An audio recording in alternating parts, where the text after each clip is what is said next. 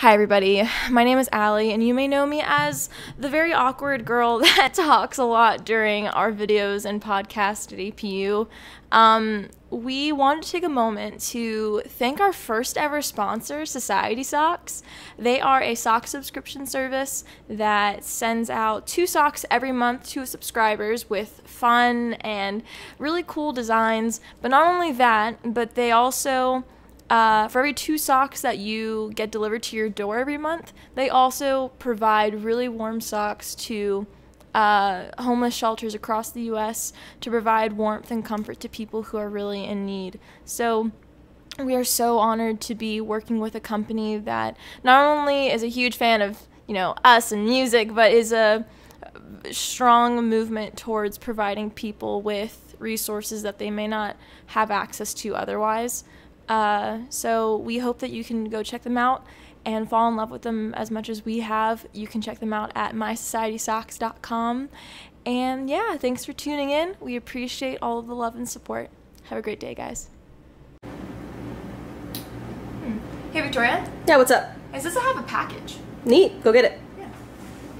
Be right back. Okay.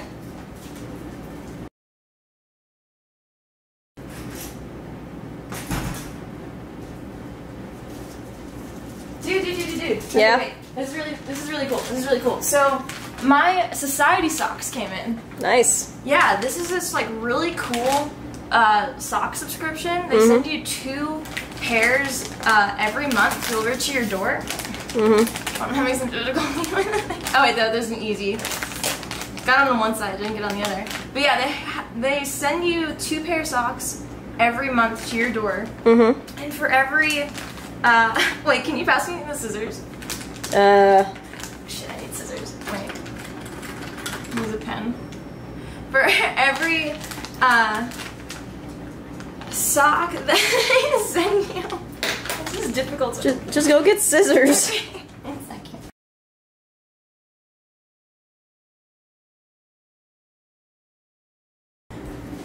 Okay, we're back with the scissors. Okay, so like I was saying, for every pair of socks bought, they donate another pair to charity. So they send them to homeless shelters, everywhere, so that people can obviously stay warm. Oh shit, dude, these are really great. I call the stripe ones. Yeah, you can call. I'll get the whales. I get to keep the whales. But yeah, so shit, they're so soft, dude. Feel it. Nice. I know. So, okay. Man, I love these so much. You want the striped ones? Yes. Alright, you can have the striped ones. Yay.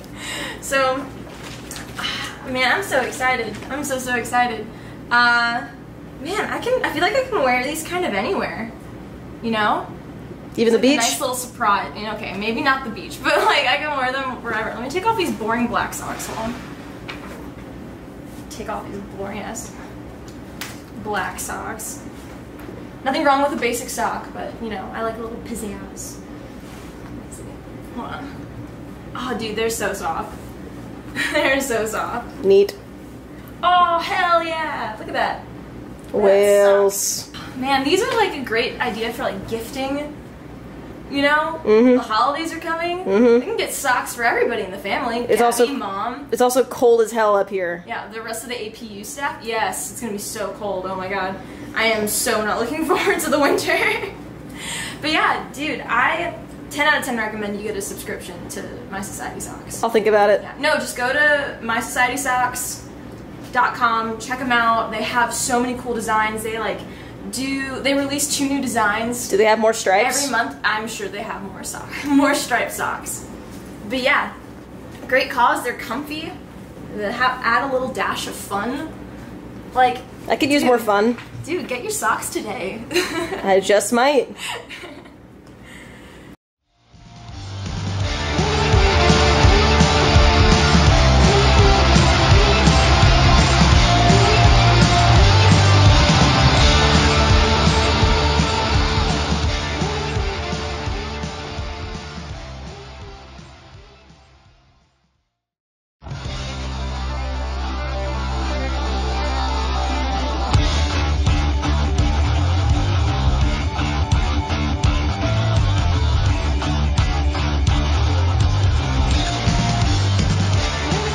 Hey, what's up, everybody? It's another episode of the All Punked Up podcast. I am your host, Tyler. We've got an awesome show for you tonight. We, of course, are going to cover the news, but we're also going to play Two Truths and a Lie later on, so please stick around to the end for that and learn a little bit more about us. I'm definitely excited and scared all at the same time to learn more about who's with us today. What?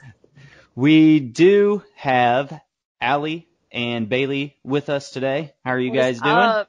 Hello. Hi. Hello. Hi. I'm doing Have okay.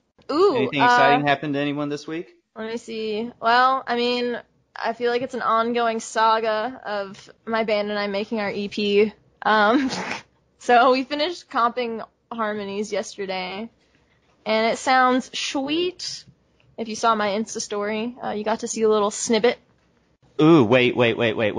What? Speaking of Insta story, I What? have to ask you. What? I saw one of your Instagram stories last week, What? and I just got to ask, have you gotten a haircut this It's week? scheduled for tomorrow. So, just so everybody knows, you definitely have to go follow Allie because every once in a while she'll have just a great Insta story. She's very entertaining. This last week, though, Allie was showing off how long her hair was by tucking it into her shorts. Yeah, no, now I have, my hair has gotten so long. And the sad thing is, this is even the longest it's been. At one point I could sit on my hair, but now, because of like the, pandemic and everything, my hair is now so long that I can tuck it into like the waistband of like my pants or shorts. It is hilarious, but also just like disgusting. Yeah. I have hair suspenders. It's terrible. Yeah, it's one of those things where you're either really proud of it or you're really ashamed of it. Or both. You see, I love having long and luscious hair. Prime example, like Derek Sanders. Yes. But the thing is, because of the stress of the pandemic and like lack of care for myself, it's like brittle and frizzy and thinned out at the ends because, stress makes your hair fall out. So the goal is to cut it, rehabilitate my hair so that it'll be like the lion's mane it's supposed to be. So, Man. wish me luck, guys. Yeah, well, definitely share that on your Insta story. Yeah, we'll probably, maybe, we'll find out. Yeah, just keep us all in the know. Yeah, because it's an important matter that everybody needs to know about. I'd like to introduce you to a good friend of mine. His name is Cool Ethan, and he would really appreciate your hair, and that's all I can say. Some people get it, some people won't. I appreciate that. Thank you for that recommendation. Bailey, what about you, man? Anything exciting happened to you over the last week or so? Well, I've been diving into, I know we're going to talk about later on, like big story of the year news. It's just nuts to see bands right now that are taking advantage of these opportunities and actually planning out to make the best things that they can. I mean, we all need something. We all need a distraction. And, we can either sit there and say, well, I guess this is what we got, or no. We can design the best experience possible. They're not the only band that's doing it. That's what I'm really passionate about learning right now. Yeah, I know exactly what you're talking about, and we'll definitely be talking about that a little bit later. But yeah, I got a lot of thoughts on that as well. All right, guys, before we get going into the news, I want to bring up something that's kind of been bothering me a little bit lately. I did listen to a podcast earlier this week that kind of talked about the sellout mentality in the scene. I don't think I have ever personally used the term sellout to describe a band. I think we should probably answer the question, what is a sellout first? The scene, I think, would describe it as a band who decides to go a certain route in order to make money. Maybe their music style changes. Maybe they sign to a big-time label. But it's something where the band ends up making more money or could potentially put them in a spot where they could start making money. Would you guys say that that's an accurate description of the term sellout? Yeah, I think that's accurate. But to me, I think a sellout is somebody that like sacrifices their artistic integrity so that they can be more successful or more popular, or somebody that like forgets their roots essentially. personally, I feel like if you sign to a big label, that doesn't necessarily mean that you're selling out. I think that's just, you're being successful, and you can still hold on to your artistic integrity or authenticity that got you there. But also there is the point of how much is it selling out and how much is it, we're experimenting and we want to evolve as musicians. I think you make a good point in that if the band changes their direction and the band doesn't necessarily want to go that direction, but if the band is wanting to grow, like you referred to, then I don't think that that's selling out. Yeah. I've got to play devil's advocate just for fun. So if you have the chance to write a song in your basement that's going to be on an Apple commercial, would you do it? Yeah. Okay. Yes. I mean, hypothetically, yeah. Okay. So are you writing it specifically to be in an Apple commercial, or are you writing it because you live, breathe, and are that type of art? Well, I mean, it depends, I guess. You're sitting there in your room, in your studio, with your notebook. Are you writing with the motivation of writing for an Apple commercial? No. Personally, no. So that would be an amazing opportunity and brand partnership. Mm-hmm. However, if you get one Apple contract and that affords you to tour for 3 years and write the type of music that you want to, would you then again go back to the same artist space and write a song with the intentions of it being an Apple commercial? If it's a collaboration for a marketing thing, I'm assuming that we're going to come to some kind of middle ground where it's a balance of my artistic integrity and what they're looking for. Because again, knowing how brand deals work, a majority of the time they're going to reach out to the artist.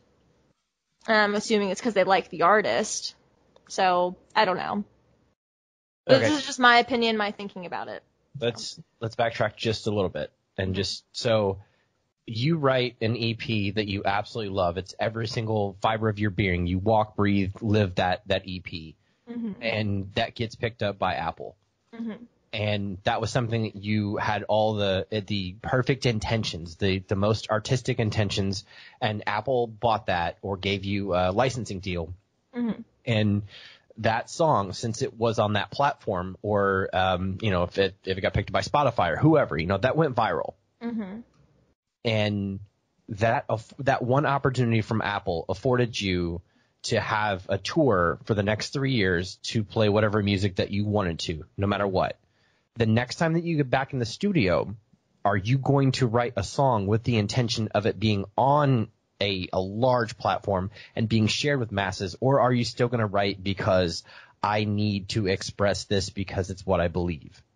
Well, my question is can it be both? Yeah. Because I would 100% do what you're putting out there, Bailey. So if I see an opportunity to grow, to make money, doing what I love, I'm going to take it. As long as it's not hurting anybody and I'm not going, striving too far away from what's true for me and what I want to do. But if you see a door that's open, you got to go through it. Mm-hmm. I mean, being in a band full time is not an easy job. There's a ton of sacrifice from not being with your family, constantly traveling in a bus or van, always on the move, eating shit food. I mean, there's just so much. The list goes on and on. And the bands have to sacrifice in order to stay relevant and make money to live on and, so they can keep doing what they love. So I think in this hypothetical, I would say yes, I would do all of that and then use that platform. So you got popular from Apple or whatever, then you can use that opportunity to springboard to where you want to be and how you want to do things. I see what you mean. It's so hard to say with those kinds of situations because you don't really know until you get there. I guess the larger point that I'm trying to make is that we live in a gray world. It's not black or white. And when given the opportunity, I would like to think that someone begins a trip down the world of art to express themselves, regardless of money. They would still be doing it without the motivation. The house is great. The cars are great. The notoriety is great. But at the end of the day, someone should, in my opinion, someone should be making art for themselves to be able to express themselves. And there are opportunities where you know that this is going to be a jingle. It might make you burn on the inside, but I truly believe that that will finance your other dreams that you want. And if you get to a place where you can make a licensing deal and you can do that, but for me to answer the overall question of what is a sellout would be if you're compromising every single one of your beliefs just to get paid. I mean, if that's what you want to do and you're just straight in it for business, then that's fine. To me, that would be a sellout. But I completely understand that and have the motivations and understanding that it's a great world. I mean, if I can write one song for a soundtrack for a movie that's going to be played for the rest of my life, and I can use that to facilitate my other dreams, then yeah, absolutely. I'll write those songs, or I'll play that song, or, whatever it is all day long. But I feel that as long as you have the artistic integrity, and you can even have that conversation like, hey guys, you probably didn't like that, but that got me here. Like, I wouldn't be able to have this conversation with you and give back to fans had I not sold that. It's essentially you're creating something that's beautiful, and then you have to sell it to someone in order to have the springboard, like Tyler was talking about. I agree. But to go back to the sellout mentality, I would agree with what you said, Bailey, about if somebody's just doing it for the money and going against their beliefs, I can understand that being a sellout unless that person intended to do that in the first place. But what I have a problem with is when us fans call bands sellouts just because they started getting popular. They signed to that big label. But they're still making the same music. Maybe they got a little bit more poppy. Blink-182 was called sellouts. As soon as Enema of the State came out, it sounds way different than Dude Ranch did. And they got called sellouts. Green Day got called sellouts. And they've been making the same type of music for as long as I can remember. I have a problem with people calling bands sellouts just because they got popular. It seems to get thrown around so easily, and I just think it could be a little bit toxic. It could keep bands from growing because they're in fear of what their fans might think, becoming a sellout.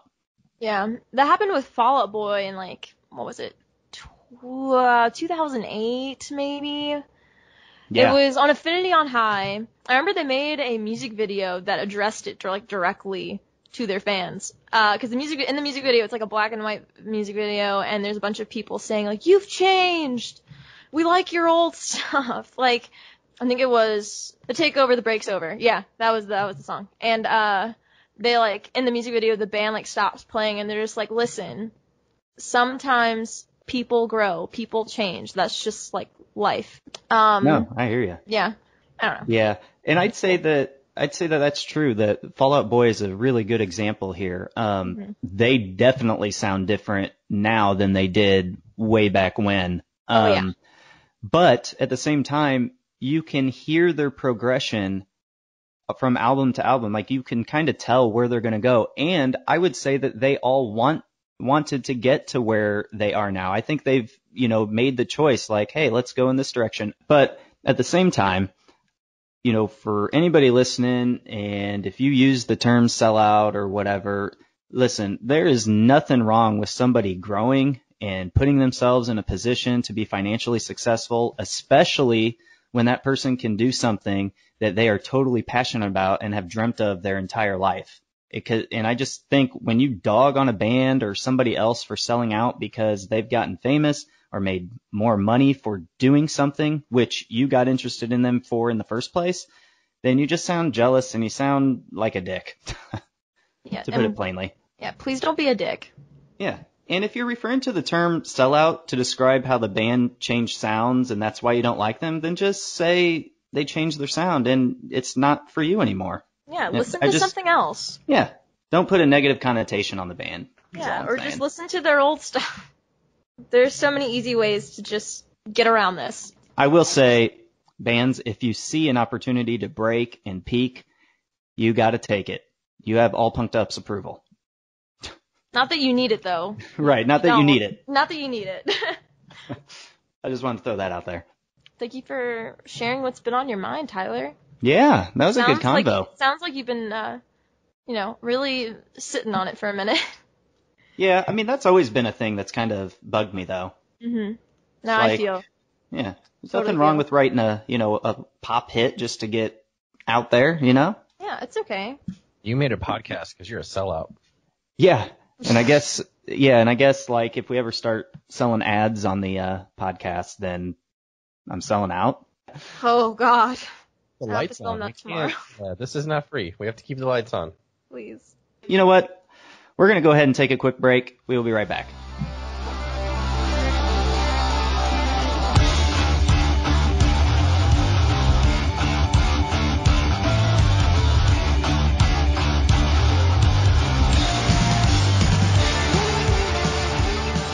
Do you know a man who likes funky socks? Well, do I have an awesome new gifting idea for you. Society Socks is a men's sock subscription that sells funky socks with a social cause. They sell gift subscriptions that allow you to prepay for 2 pairs of exclusively designed socks to be delivered to your recipient's door for 3, 6, or 12 months. These socks are made of a warm, soft, and comfortable blend of comb cotton guaranteed to make their feet feel and look great. But why are they called Society Socks?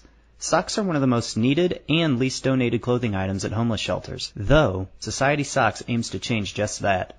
With every pair of socks purchased, another pair of socks is donated to a homeless shelter. On top of gifting awesome socks monthly, you will feel confident that you are actively making positive change in society. With 2 surprise pairs of socks arriving to their door every month, you can feel confident you have contributed to the beginning of an awesome sock collection. Visit mysocietysocks.com/allpunkedup and use the code allpunkedup to get $10 off your first gift subscription. Give the gift of funky socks today.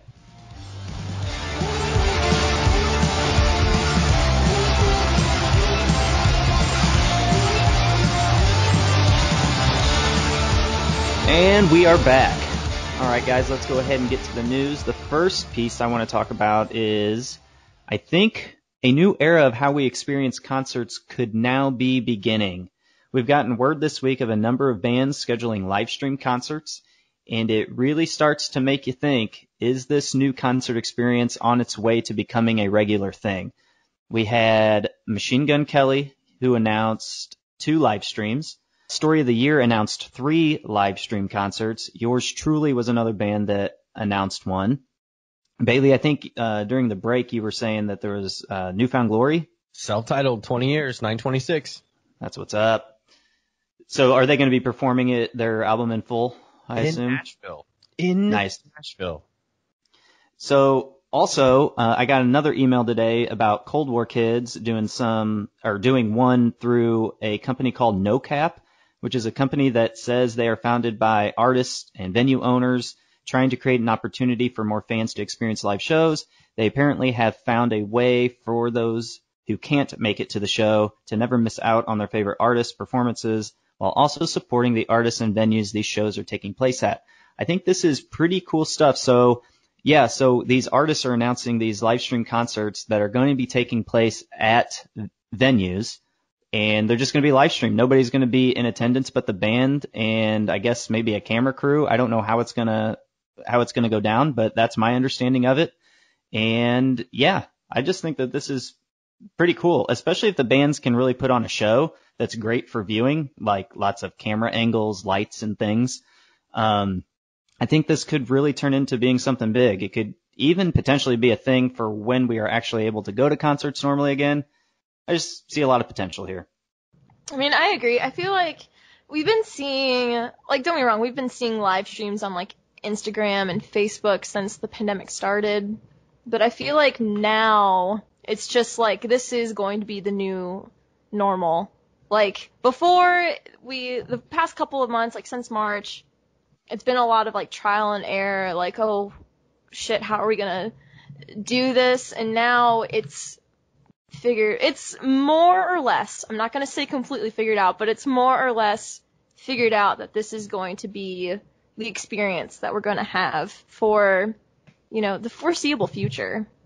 From a community standpoint and a live performance, just feeling the energy of the room, this blows.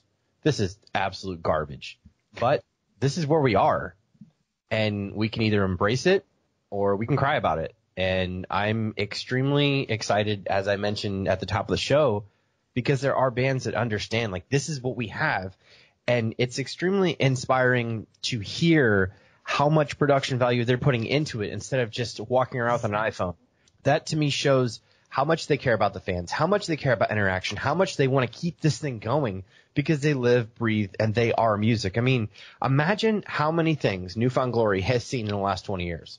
I mean, there's no way that they could have thought this was going to happen. And they could sit on their couch with acoustic guitars and they could just put a couple mics up and that'd be it. Or like you were saying, Tyler, like we can get camera angles, we can get cuts, we can make this a live production. And this might be a curveball, but entertainment is constantly changing. But in the 80s, in the beginning with the Worldwide Wrestling Federation, when it was WWF, the only way people could see this if they didn't live in that market was to watch it at a movie theater.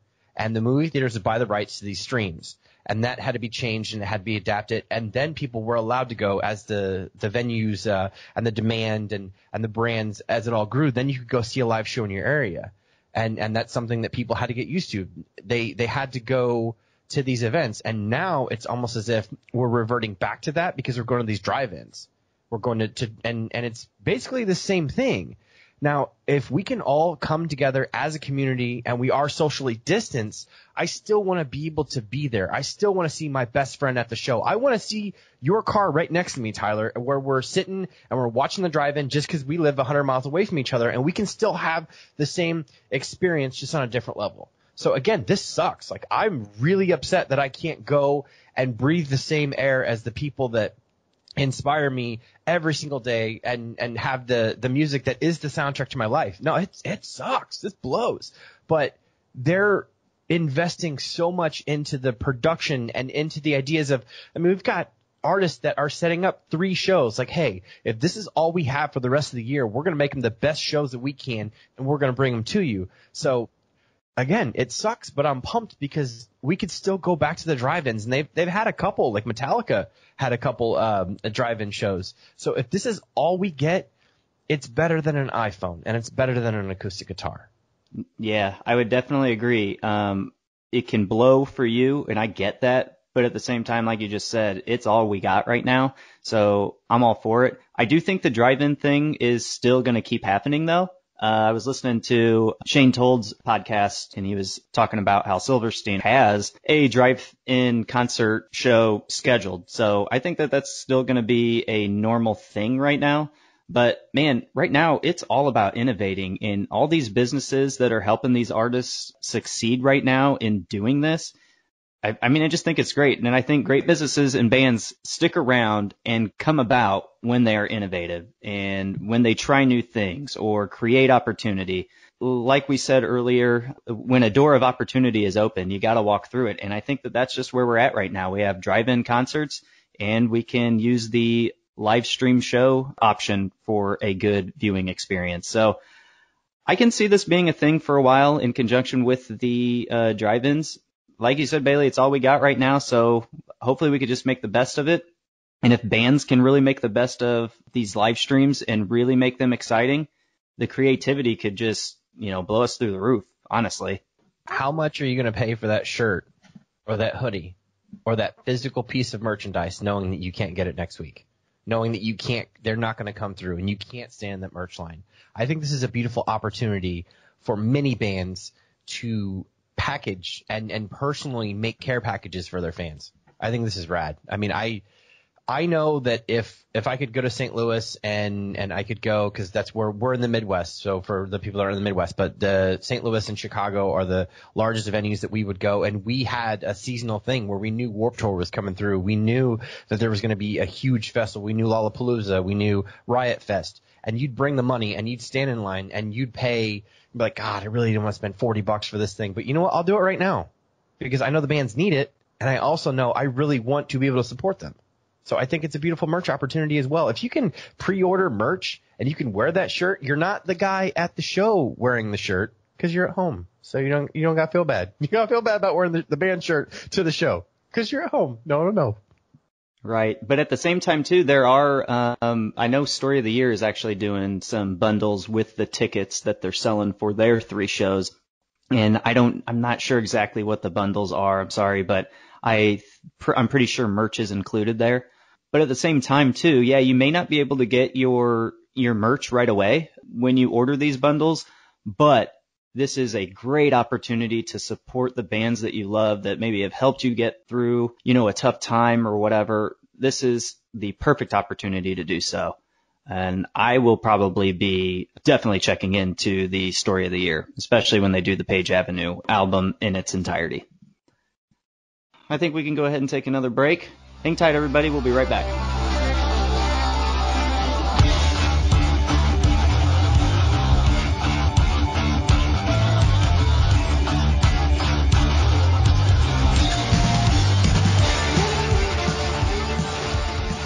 You listen to our podcast and you no doubt have a love for the rock, alternative, punk, and emo genres we cover. And with everything going on in the world today, it can be tough to stay up to date with all of the happenings in the scene. That's why we put together and send out a weekly newsletter to help keep you informed with all the major news from the music world we know and love, so you never have to miss an important update. Each newsletter will include exclusive newsletter-only content, the top trending news pieces from the previous week, all punked up specific news, random thoughts and rants from me, editor-in-chief and founder, curated weekly playlists, band spotlights, and much more. You can subscribe today by heading to allpunkedup.com/subscribe. That's allpunkedup.com/subscribe.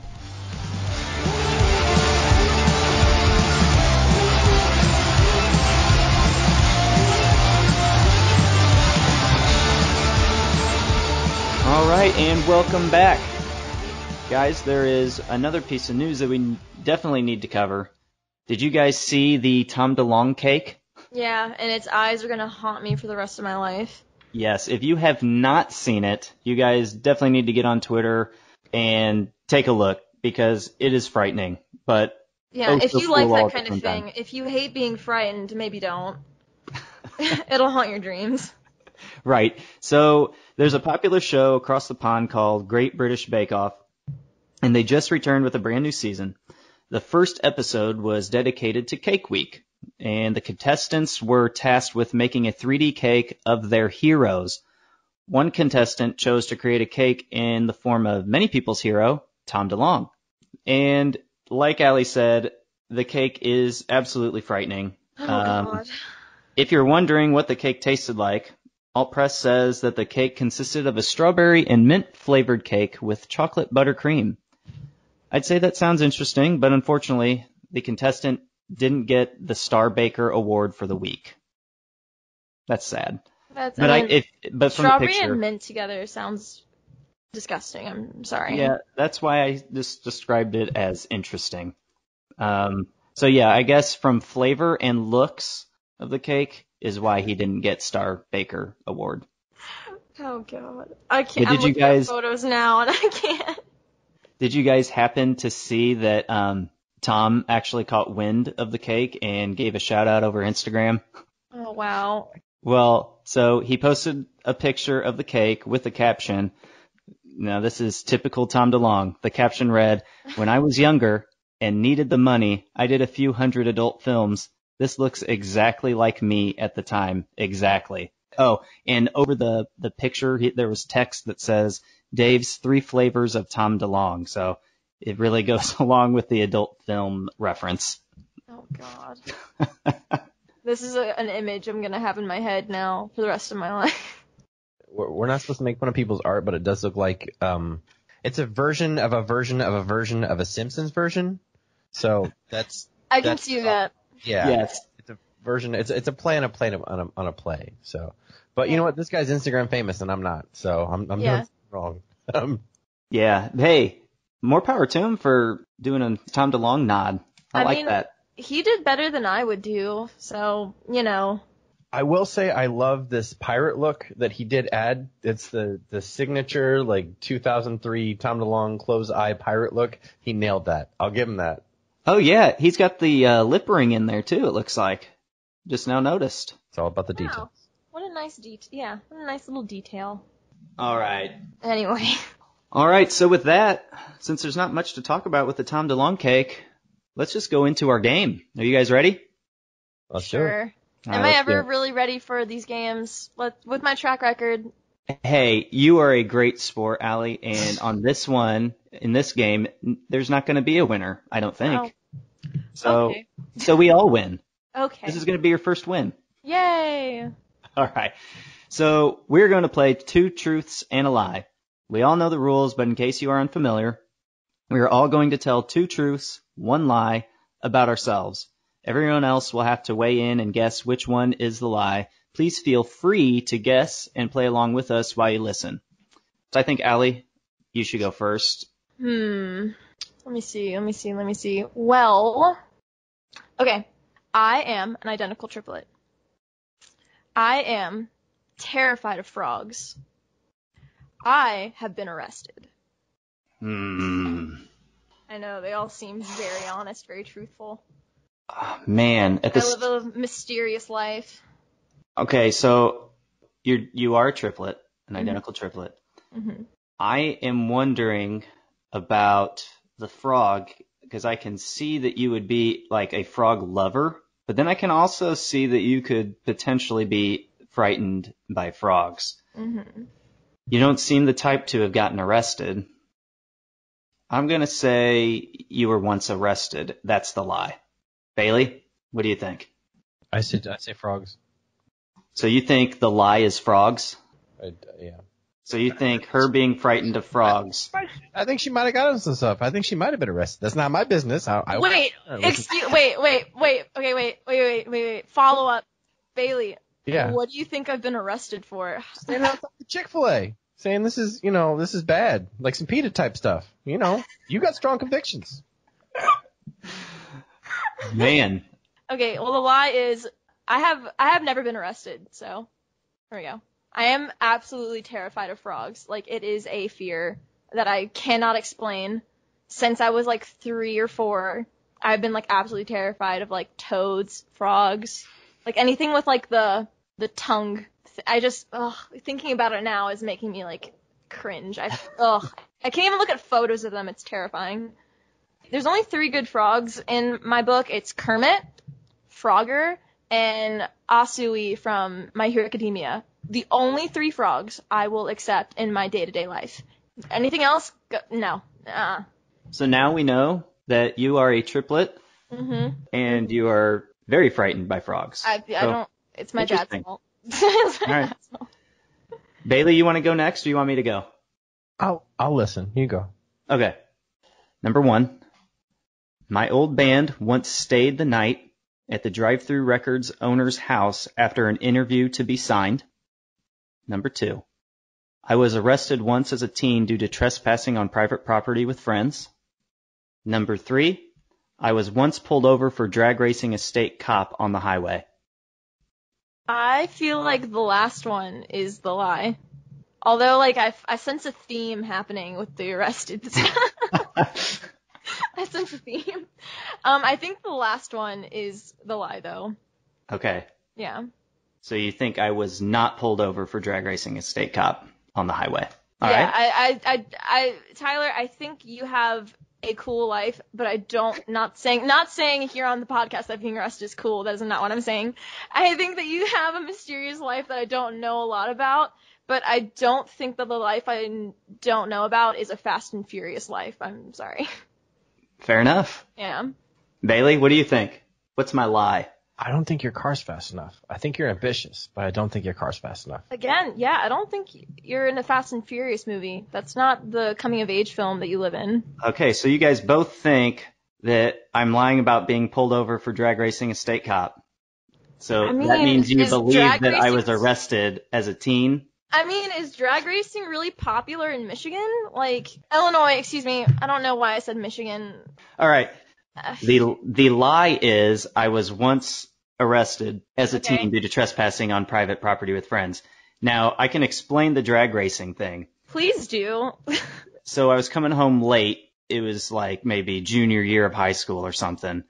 And I was driving a 91 Honda Accord, white Honda Accord. I was coming off the exit ramp to come home, and there was this car that was pretty close, like coming up on me, so I was merging onto the highway, and he was coming up on me, and I was kind of in this weird, spot, like, should I slow down, let the car that's coming up on me pass me, or do I speed up to get ahead of it? I chose to speed up and get ahead of it. Well, it was an Illinois state cop who ended up getting next to me, and he's telling me to pull over. Like he's on his intercom yelling at me to pull over. So at the next turn, I pull over. So I roll down my window. He yells at me to get out of the car. He pats me down and everything. It was absolutely crazy. First he said, "What are you doing drag racing a cop?" I said, "Drag racing a cop? Why would I drag race a cop?" He's like, "I'm asking you." Like, I wasn't drag racing you. Trying to explain myself. He's like, "Do you mind if I check your car for drugs?" I'm like, "No, please do, because I don't do drugs."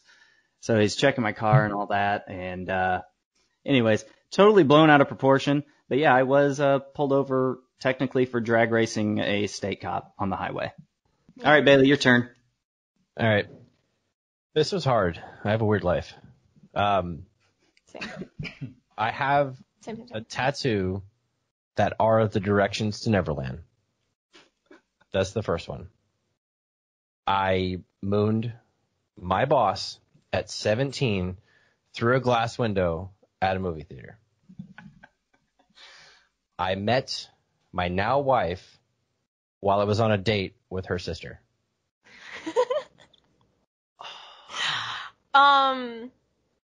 I can definitely see the last two. I feel Being like true? the first being true. I feel Yeah. like the first one though about the tattoo might be a technicality of some kind. I don't know, like you might have a tattoo that's Neverland themed. I feel like the last two, I also lead a very wild and interesting-ish, I don't know, life, Bailey, and I feel like that's some shit I would have done or would have happened to me at some point in life. Maybe not the mooning, but like, yeah, just something similar. I don't know. I feel like the first one is the lie. I'm going to agree with Allie on this one. You do not have the directions to Neverland tattooed on you somewhere. The year was 2008. The city was Nashville, Tennessee. It was 2 for 2, and a dear friend of mine was graduating from college, Tennessee State. Oh. And we had about a half hour to decide what we were going to get. And I wanted something that was the size of a silver dollar, a little bigger, but also something that meant something. And out of nowhere, I had this Old English 2 with a star up on the side of it with an Old English R, which is the second star to the right, straight onto morning. Damn it. That's actually the tattoo that my now wife saw before when I became friends with her. She's like, "Oh my God, that's nuts." This like little child giddy thing. She's like, "Oh my God, he's so cute." And then I ignored her for 2 months to make some type of intrigue. And, we've been best friends ever since. That's awesome. I mean, that's cool, but you ignored her for 2 months? No. So we went to, this is a more fun story. Okay. On the way to St. Louis to Blink-182 Fall Out Boy in Chester French, I had what the kids call a drinking problem, and I finished a bottle of Evan Williams with a friend of mine about an hour into the trip. So when everyone else went to the restroom, we went into the convenience store to get another one. And this beautiful woman happened to be chaperoning this trip that I was on a party bus. And I'm really glad that I was intoxicated enough to have confidence to talk to her. And there's some things that transpired that I'm not excited about sharing on this show yet. We can That's okay. we can share You don't it have to do that. Yeah, so got thrown out of the concert, achieved the goal of going to the concert, which wasn't to see the bands, but achieved that goal, got back on the bus, and I was like, oh my God, this is the most beautiful person that I've ever met in my life. I just want to talk to her, figure out what she's about. And then for about a month after that, I ignored her at every place that I went to create intrigue, and it made her so upset that we were best friends for a night, and then I didn't acknowledge her, that she's like, why won't you pay attention? I was like, oh, hey, hi, how are you? But it was the hardest thing I've ever done in my life because, again, she's absolutely knocked down, just gorgeous and a beautiful person, but I knew that I didn't have enough on the inside to share, so I kind of had to work on it so I wouldn't come off like a goof. So it's my story is that you can make your way out of the dirtbag zone, but you can't make your way out of the friend zone. So I purposely made myself a dirtbag so I could have room to grow. Well, that is just so romantic, Bailey. No, it's not. I was about to say, it was like, what? I would be so mad if this guy that I was really into, ignored me for 2 months. It was a courtship. I got to know her as a person and to find out how beautiful she was, and I needed to be mentally ready for that, and that's why I didn't. That's why I stayed away for so long, because I didn't think I had anything to offer. So it's not just me being a dirtbag to create intrigue. It's just like, oh my God, how do I navigate this? Because I don't think I'm smart enough or strong enough. So I had to get my affairs in order before I could add value to someone else's life. Okay, well that makes total sense, and good on you for that. Guys, I feel like that is the best way to end the show, on like a romantic note, and maybe to get young singles out there and do their thing. Start swiping right or left or whatever it is kids do nowadays. But yeah, hey, before heading out, I've been wanting to start doing something at the end of our shows where we quickly recommend a band or song that we think everyone listening should go check out. So real quick, Bailey, who you got? I listened to that Jason Lancaster tune today. It was, what was it called? Say I'm What You Want. What I'm hoping that this is going to be is some of the beginning of Go Radio, because I really enjoyed that. I enjoyed all of the passion that went into writing Mayday Parade, and then when he broke off, I was like, man, he's just powerful chops. He's a beautiful musician, and I'm hoping that this is where that goes as well. Sweet. Allie, what about you? I'm gonna quickly do my top 3 as of today. I want to give a shout out, check out to No Coincidence. They're from New York. We did an interview with them. You should go check it out on YouTube. Go check out Super American, and go check out, I don't know, I've been listening to a lot of the Getaway Plan lately. They're not a band anymore, but they have this one song called Where the City Meets the Sea, and it is phenomenal. Please check it out. Nice. And I'm going to say Stan Atlantic. Just everybody knows that they're my favorite band right now, so definitely go check out their latest album. So dope. Stan Atlantic is the next biggest thing in pop punk. Boom. Yeah, for sure. I agree with that 100%. All right, guys, that'll do it for this episode. Thanks so much for listening and hanging out with us. You can help support this podcast by liking, subscribing, and following this channel. Tell all your friends and spread the word. We're on all major podcast streaming platforms, so follow or subscribe there as well. So thanks again. We love you all. Remember, spread love. Peace. Bye. Bye, guys. Thank you.